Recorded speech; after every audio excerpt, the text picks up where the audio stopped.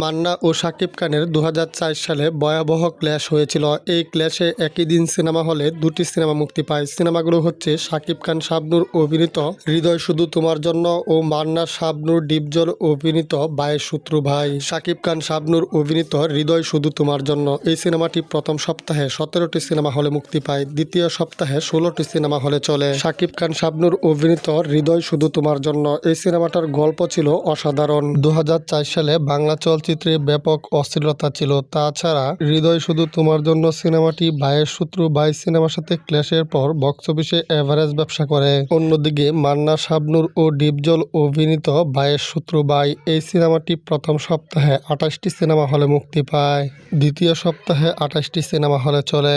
২০০৪ সালে ব্যাপক অশ্লীলতার কারণে ভাইয়ের শত্রু ভাই সিনেমাটিও বক্স অফিসে তুলনামূলক কম ব্যবসা করে। হৃদয় শুধু তোমার জন্য এই সিনেমার থেকে ভাইয়ের শত্রু ভাই এই সিনেমার রেন্টাল একটু হাই ছিল। এই জন্য ভাইয়ের শত্রু ভাই সিনেমাটি হৃদয় শুধু তোমার জন্য সিনেমার সাথে ক্ল্যাশের পর বক্স অফিসে হিট হয়।